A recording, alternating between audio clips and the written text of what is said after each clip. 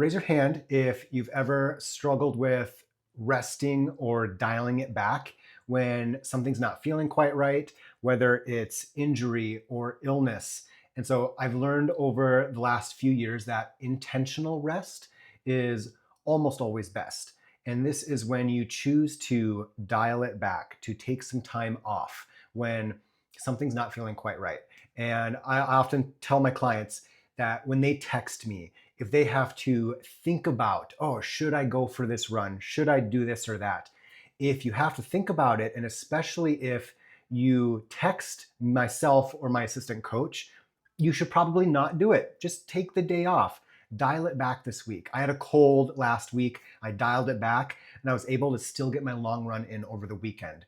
And that was because I intentionally rested. I intentionally dialed it back when necessary. Okay, number 11. So maybe this sounds like you, if after a period of rest, you've worried that you're going to lose all your fitness. And thankfully, it doesn't quite happen like that. Whereas if you take a week off, even if you take a dialed down month of run volume, for example, you're going to get back into it. You'll be fine.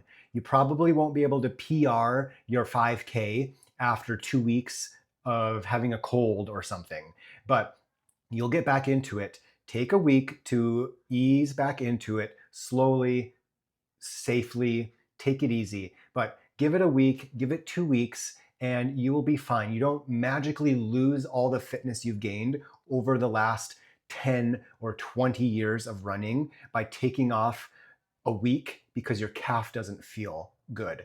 You're going to feel better and you're not going to be hurt because of that period of rest. Number 10. So I'll tell you a secret, and it's one that I've really come to value over the last few years, especially now that I have a toddler. And it's that run training is more than just training for an event, but you really need to enjoy the day by day, the week by week training, running, easy runs, long runs, trail runs. You have to enjoy all of that. A marathon, a 5K, whatever you're training for, 4 months off in the distance, it's just one day, it's just one run.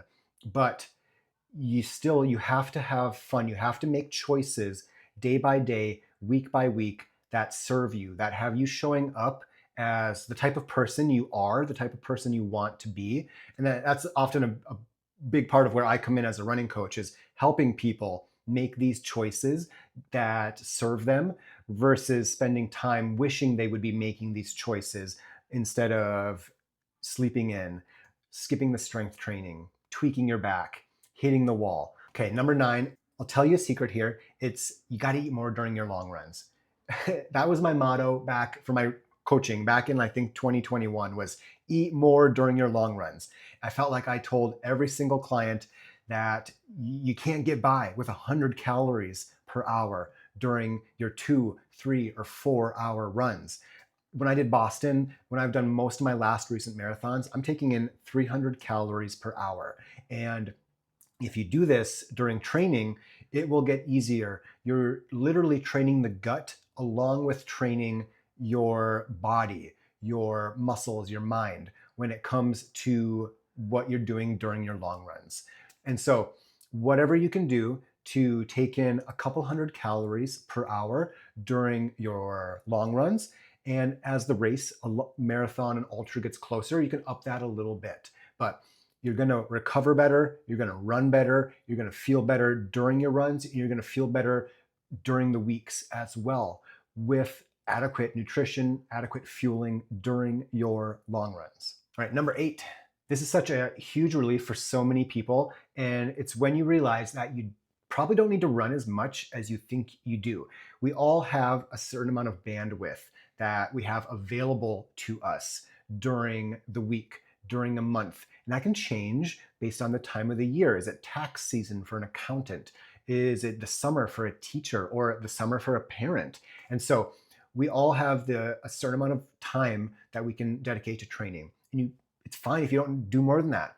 Many people can get away with 4 runs weekly. Some people do up to 60 miles a week. Whatever fits into your schedule, you can make it work. Part of my job as a coach is helping people get the most bang for their buck out of what they do. So they don't get hurt, they don't hit the wall, and they're not sacrificing family time. And they're showing up feeling good during their training, but they're showing up feeling good after their training as well. Okay, number 7. One of the things I love hearing the most from past clients is that they're still using what they learned from me after working with me. And whether it's the idea that, oh, I can do strength training, it's easy, and here's how I'm doing it. Or, okay, I learned from Coach Kyle that I should be running a lot slower than I probably would on my own.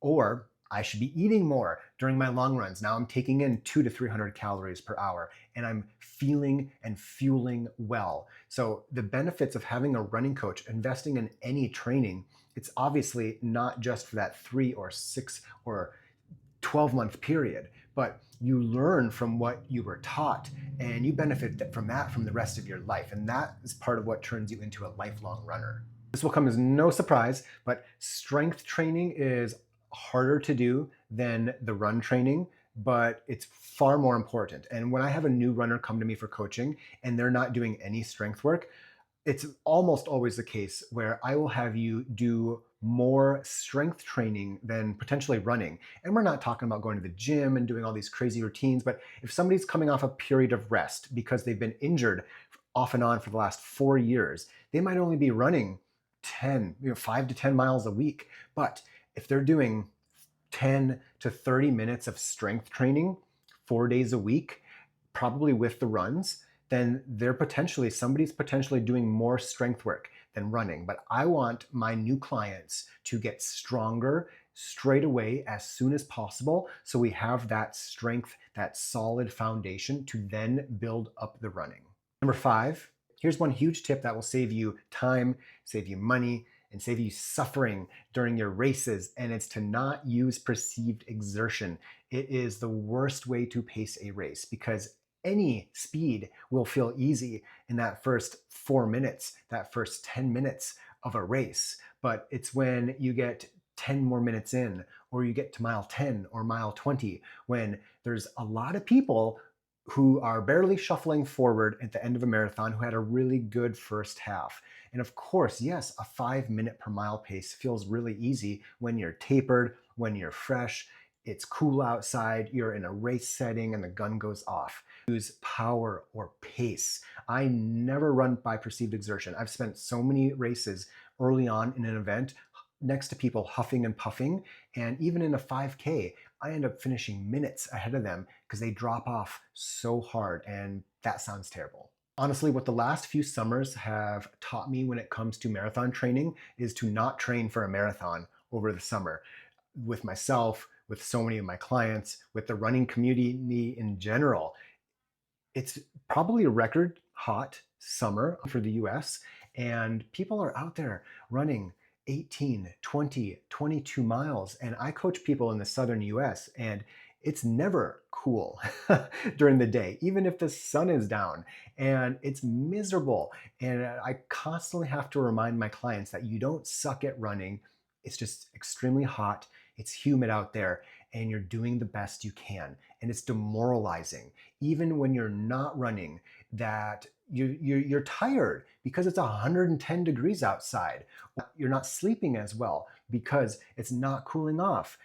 It's tough. And so if you can get away with it, wait until the spring for a marathon and train over the more comfortable fall, winter, or early spring months. When you don't feel like running, you don't feel like doing strength work, you don't feel like eating well, I do something called failure foreshadowing. And this is something I've taught my clients, where it might be for some people that it could be better motivation to do something that's good for you. It could be better motivation to think of the worst possible case scenario. If you don't do that run, if you don't eat well, if you don't do the strength training, you're going to spend months training for this marathon and you're going to hit the wall, you're going to cramp, you might even get hurt beforehand, and you don't even get to go do it. That's probably what's going to happen if you don't go do this run. But you know what will happen? You're going to start the run, and 2 minutes in, you're going to be glad you did. So make choices based on your future self. Motivation is simply having empathy and acting upon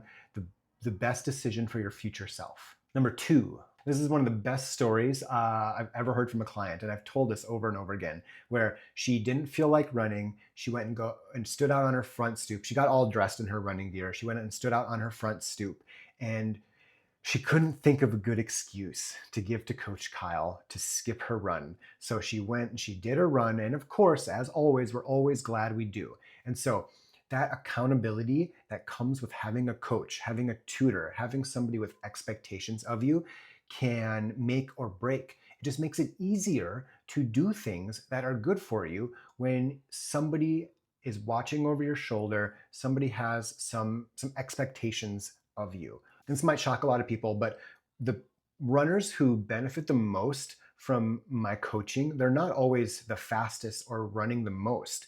Those people often have it pretty dialed in.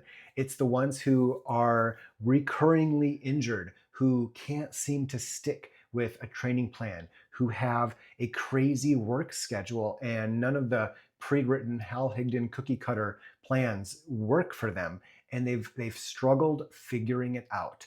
Or they're busy people, their parents, their employees, their bosses, and they're constantly making choices for other people and for themselves during the day. And having the weight lifted off your shoulder of having somebody, a running coach, lay out a plan that fits your availability and your abilities and suits you, and it serves you, and it holds you to a certain level of expectation, it makes it easy to go do this, to go do the strength work, to do the running. You eat a little better, you make better choices. And so if somebody's struggling, they're repeatedly struggling, those are the people that maybe aren't running well who benefit the most from having a coach.